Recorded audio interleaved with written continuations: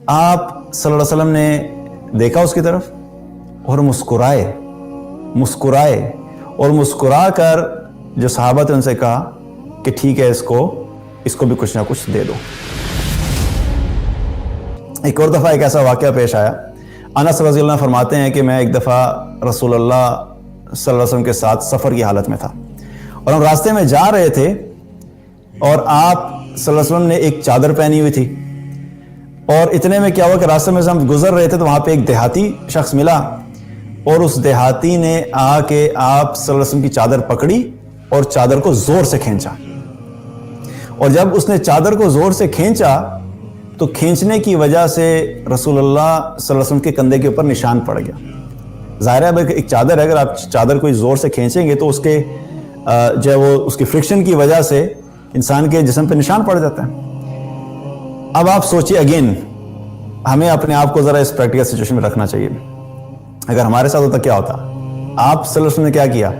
جب اس نے چادر کو کھینچا تو کھینچ کے کہنے لگا کہ یا محمد، مطلب ظاہر بدو تھا، دیہاتی تھا، تو اس کو تو بات کرنے کی بھی تمیز نہیں تھی، تو بولا یا محمد صلی اللہ علیہ وسلم، جو کچھ بھی تمہارے پاس ہے اس میں سے مجھے بھی کچھ دو، یعنی جو کچھ بھی مال غنیمت آتا ہے یا مال آتا ہے اس طریقے سے تو اس میں سے مجھے بھی کچھ ملنا چاہیے۔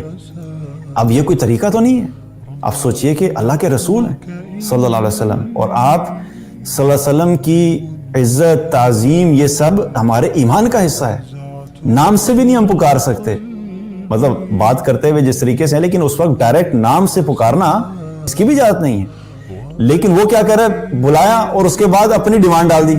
اب یہ بندہ کون ہے؟ ایک رینڈم بندہ ہے، چلتا پھرتا دیہاتی ہے، اب یہ حرکت کر رہا ہے۔ جب اس نے یہ حرکت کی تو آپ صلی اللہ علیہ وسلم نے اس کو یہ جواب نہیں دیا، کون ہو تم؟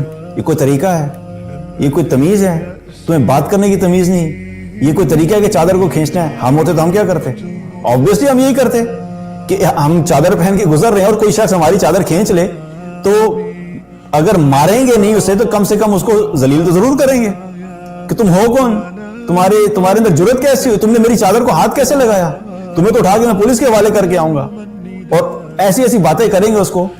آپ صلی اللہ علیہ وسلم نے دیکھا اس کی طرف اور مسکرائے اور مسکرا کر جو صحابہ تھے ان سے کہا کہ ٹھیک ہے اس کو بھی کچھ نہ کچھ دے دو، جو مانگتے ہیں اس کو دے دو۔ مسکرا کے بتایا، سبحان اللہ۔ یہ اخلاق ہے رسول اللہ صلی اللہ علیہ وسلم کا۔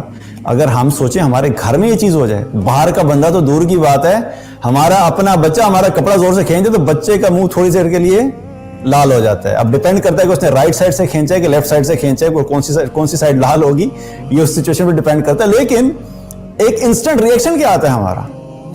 ایسی جب سچویشن ہوتی ہے تو ہمارا فوری رویہ کیا ہوتا ہے؟ کیونکہ ہمارے اندر وہ تحمل نہیں ہے نا، ہم نے اپنی باڈی کو، اپنے مائنڈ کو، اپنی پوری زندگی میں اس چیز کو تو فوکس ہی نہیں کیا کہ یہ بھی کوئی سیکھنے والی چیز ہے کہ اپنے نفس پہ کنٹرول کیسے کرنا ہے، اپنے ایموشنز کو کنٹرول کیسے کرنا ہے، چاہے جیسی بھی سچویشن ہے۔ اور یہاں پہ ایک اور چیز ہمیں سمجھنی چاہیے، ہمیں یوں لگتا ہے کہ ہمارے اوپر جب سچویشن آتی ہے نا تو ہمیں لگتا ہے کہ ہمارے اوپر جو سچویشن آئی تھی وہ ہر ایک پہ نہیں آتی، تمہارے اوپر آئی ہوتی نا تو تمہیں پتہ لگتا۔ جو کوئی اگر سمجھائے گا تو اس کو ہم یہی بولتے ہیں نا آگے سے، نہیں جو میرے اوپر گزر رہی ہے نا تمہارے اوپر نہیں گزر رہی، تم پہ گزرتی پھر پتہ لگتا۔ اب ذرا تھوڑی دیر کے لیے سوچ لیجئے کہ اگر ایسی سچویشن ہم پہ گزرتی تو ہم کیا کرتے؟ تو یہ کسی چیز کو نہ سیکھنا یا اپنے رویے کو تبدیل نہ کرنے کا ایک ہم نے ایکسکیوز ڈھونڈا ہوا ہے کہ فوراً دوسرے کے اوپر بات پھینک دو کہ نہیں یہ تمہیں نہیں پتا کہ کتنی مشکل چیز ہے، میرے کو یہ اس لیے مجھے پتا لگا ہے۔ تو یہاں پہ کیا پتا لگ رہا ہے کہ یہ جو عادت ہے صبر والی، سکون والی، تحمل والی، معاف کرنے والی، یہ اچانک نہیں آ جاتی۔